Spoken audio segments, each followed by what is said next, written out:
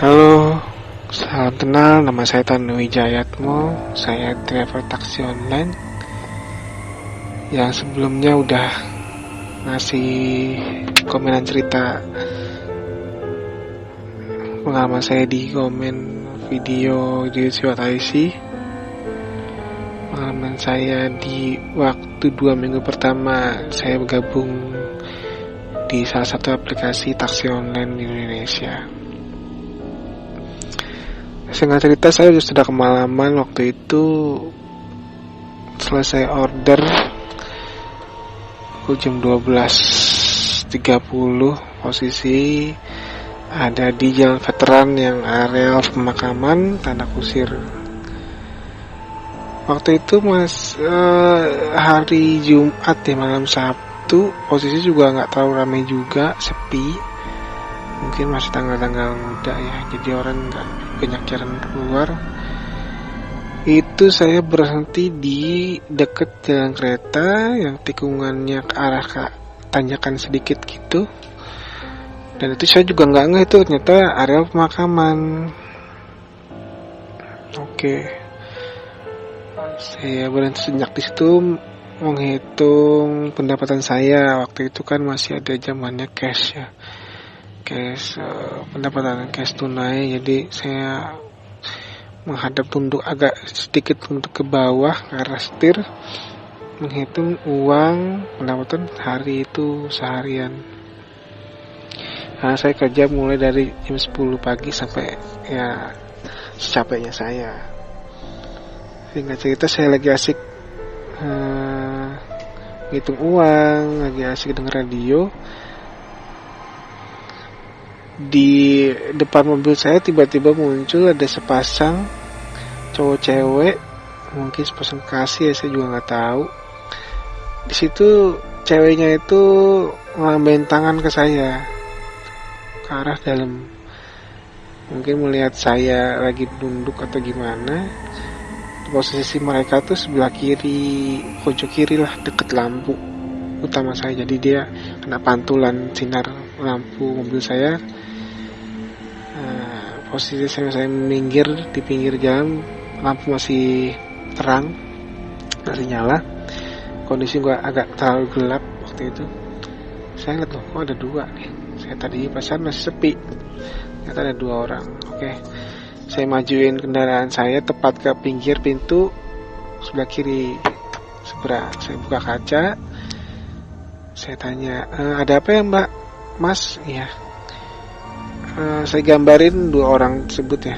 Jadi si cowoknya itu pakai baju coklat, lengan panjang, dan si cewek pakai dress panjang gitu, tapi lengan panjang juga putih.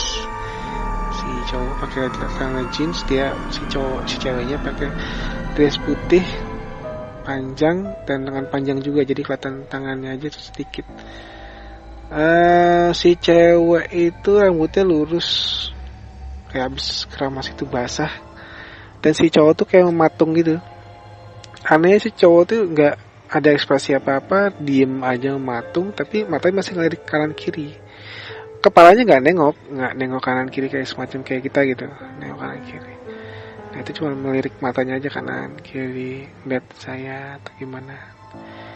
Nah saya nanya, ada apa ya mbak? Ada masalah apa ya? Gitu. Dia langsung ngomong sebelum saya berhenti selesai ngomong, dia langsung nyautin, bisa antar kami pak? Oh anternya ke arah mana ya? Kebetulan udah malam nih, kehabisan angkot apa gimana mbak masnya? Kebetulan kami dari kampung ingin menuju ke alamat saudara saya. Nah dia bicaranya itu agak lemas, pelan, hampir saya juga nggak dengar tuh dia ngomong apa. Jadi lanjut, Bapak bisa antar gitu. Oh, bisa tahu, saya tahu alamatnya. Mbak Masnya punya aplikasi driver taksi online atau ojek online sebelumnya? Maaf Pak, handphone kami mati, jadi kita nggak bisa pesen atau download aplikasinya begitu. Oh, oke, sebentar. Saya kebetulan ada aplikasi penumpang. Jadi saya waktu itu masih ada aplikasi penumpang untuk patokan harga kayak gini-gini nih, offline kayak gini. Jadi saya lihat, coba lihat alamatnya kemana, saya bilang gitu. Dan saya cek, saya lihat mapping, ternyata nggak jauh itu dari dalam komplek gitu. Jadi kalau di situ sih kayak ada gereja gitu di mappingnya. Saya lihat jalannya juga saya ngerti karena saya lihat di mappingnya. Saya ngasih tahu lagi, dia ngasih tahu lagi, kira-kira berapa ya pak? Sebentar, alamatnya dekat kok mbak. Nah, palingan segini nih. Saya kasih tahu aplikasi penumpangnya, ditunjukkan itu sekitar 13.000. Setelah itu ya udah deh, nggak apa, saya antar aja ya. Takutnya kemalaman mbaknya, soalnya udah katanya nggak ada angkot nih atau banyak yang lewat. Ya udah, saya tambahin ya pak, dia bilang gitu. Dalam hati gue ya tambahin sama aja deh, nggak apa-apa lah. Yang penting gue ada niat baik untuk antar mereka berdua tanpa ada rasa curiga sedikit pun. Kayaknya gue dibegal atau gimana, gue nggak ada rasa seperti itu. Nah setelah itu gue tutup kaca, gue masukin uang ke dalam laci kecil di dekat setir. Saya nyalain mesin. Enggak, karena mobil saya kecil. Kalau ada mobil kenceng lewat sebelah kanan saya itu berasa goyang. Nah itu berasa goyang, tapi nggak ada mobil yang lewat, jadi kayak saya ada goyang aja orang masuk gitu, tapi saya nggak kedenger tuh pintu kebuka. Pas mobil udah nyala, safety belt saya pakai, saya nengok ke belakang, mereka udah ada ternyata. Si cowok di sebelah kiri mojok deket pintu, si cewek sebelah kanan belakang saya, tepat belakang saya. Jadi saya nengoknya agak muter dikit. Jadi kalau misalnya nengok ke sebelah kanan tuh udah kelihatan dia gitu, tapi kalau nengok ke sebelah kiri agak muter, agak bahu saya agak sedikit untuk lihat si cewek tersebut. Oh udah masuk ya, saya bilang gitu. Iya. Oke deh, lanjut ya, saya bilang gitu. Oke. 5 menit pertama perjalanan, nggak ada masalah apapun, nggak ada obrolan juga, tapi mulai ada bau-bau aneh. Itu saya cium bau kentang goreng. Kenapa saya tahu itu kentang goreng? Ya saya ngerti ini kentang goreng kayak KFC, kayak McD, kayak gitu itu. Ngerti lah pasti wanginya kentang goreng kayak gimana di situ. Udah setelah kentang goreng itu wangi, saya ngeliat mereka tuh kayak ada, kok nggak ada kegiatan makan, padahal ini kan bau kentang goreng, atau mereka tuh bawa kentang goreng. Saya masih berpikiran positif karena mereka bawa plastik hitam kayak gitu, mungkin kentang goreng tuh. Dalam hati pikiran saya, oke lah. Setelah bau kentang goreng itu agak memudar, gak lama bau angus merengus kayak kain kebakar itu. Mungkin teman-teman bisa ngebayangin kalau habis setrika baju atau ada kain yang terbakar, mungkin baunya seperti itu, tapi nggak terlalu bau angus banget. Nah saya kaget dong, waduh nih jangan-jangan mobil gue kebakar nih, atau ada sesuatu yang konslet di mobil gue. Padahal ini kan mobil baru banget, baru 2 bulan gue pakai, dan baru 2 minggu ini gue pakai taksi online. Jangan-jangan ada masalah ya, tapi gue masih lihat-lihat, masih liatin ke bawah kaki gue ke buat dashboard, mungkin ada yang nyalpik gue, tapi nggak ada. Setelah gue nyari-nyari itu, gue udah mulai masuk ke area komplek, karena sebelumnya kalau misalnya lewat jalur taman makanan itu udah tutup. Jadi posisinya gue liat jalan komplek yang masuk, tembusnya ke arah sana, yang lewat gang-gang, portal-portal yang udah ditutup gitu. Karena posisi udah jam 1:30, mau jam 1 lewat lah. Setelah di situ saya mulai memastikan alamatnya. Saya udah memastikan juga di mapping, di map. Pasti saya nanya, karena untuk memastikan ini bener apa enggaknya alamat yang dituju. Saya tanya lah, ini setelah ini belok kanan kan ya mbak? Dijawab iya dengan nada pelan. Sedikit mengantuk lah, saya kayak kecapean gitu.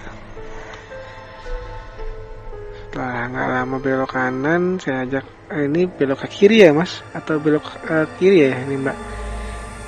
Ternyata si cowok tuh jawab dengan nada berat, nggak ngebahas sedikit gitu. Dia cuma dong, gitu. Oh oke. Tanya-tanya kita belok ke kanan. Setelah belok ke kiri, saya memastikan ini rumahnya. Saya ngomong lagi, ini rumahnya yang depan ini kan, yang pagar putih, yang samping dekat gereja dengan nomor sekian kan.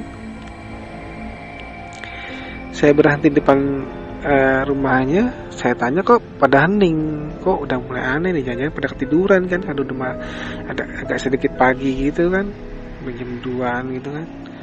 Saya lihat ke belakang, ternyata mereka udah nggak ada.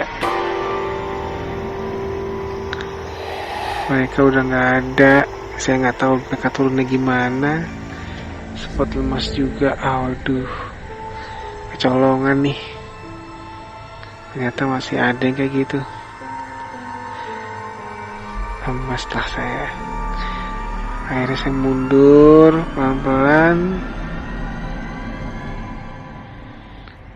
Saya lihat ke depan lagi, ternyata rumah yang tadi saya lihat itu udah kayak rumah yang nggak kepake gitu, udah mau lapuk gitu, kayak semacam space tanah kosong kayak gitu. Karena saya nulis di komennya itu tanah kosong, saya meluruskan itu bukan tanah kosong, jadi kayak space tanah yang di samping kanan kiri ada rumah, tetap di komplek gitu. Jadi kayak nggak keurus gitu. Aduh, udah lemes deh. Saya mundur ke belakang, akhirnya putar balik. Nggak jauh itu kayak pos satpam kecil lah, kayak cuma semacam kotak gitu, pos kecil gitu, ada atapnya kecil. Gak lama di depannya ada security juga, kayak biasa mungkin dia siap malam, dia diri di depan pos itu, berdiri sambil megang senter. Saya nanya dong, sebelumnya saya juga lewat situ, tapi dia nggak ada. Saya tanya, maaf pak. Sambil saya keluar, saya tanya, maaf pak, tadi lewat saya bawa orang nggak di sini? Oh, bukan adik mas sendiri ya? Ah, masa sih pak, tadi saya ngantar ke 2 orang tuh ke dalam gang sini pak. Oh, tapi orangnya hilang. Hah, hilang gimana maksudnya? Ya nggak ada, atau saya nengok udah nggak ada. Oh gitu. Masnya kayaknya yang ketiga deh minggu ini. Hah? Maksudnya gimana pak? Ya minggu ini ada orang kejadian sama kayak mas. Jadi setelah nganterin dia hilang loh. Saya yang ketiga pak. Iya. Aduh, saya lemas jadinya deh. Ya, nggak apa pak. Ya udah, tinggal itu terima kasih ya pak. Saya balik lagi ke mobil, saya nyalain mobil, saya nyalain lampu, nggak sengaja lampunya itu nyorot ke dia. Posisinya dia itu saya berhenti di posnya sebelah kiri mobil saya. And you know what? Gue liat linggis tertancap di belakang punggung bapak itu, security yang tadi gue ngomong. Bajunya tadinya sebelumnya putih biru, sekarang udah merah, bercak darahnya. Dan kenapa gue tahu tuh linggis? Jadi kalau gue gambarin linggis tuh kan ada 2 sisi, satu yang bengkok kayak cocor bebek itu, yang satu agak pipih panjang ke dalam, lagi ke lancip gitu. Dan itu gue ngeliatnya itu bengkokan itu di belakang punggungnya itu, dan hampir tembus ke perut, bagian dadanya, karena sedikitnya itu keluar. Gue gambarin keluar sedikit si linggis tersebut. Damn. Gue langsung ngebut. Posisi dia sebelah kiri saya, dan dia sempat senyum ke saya. Saya masih ingat banget kejadian itu sampai sekarang. Ya, mungkin buat teman-teman driver taksi online yang katanya masih ngalong atau gimana, keep safety di perjalanan, jangan berhenti sembarangan deh. Dan itu pengalaman saya. Terima kasih.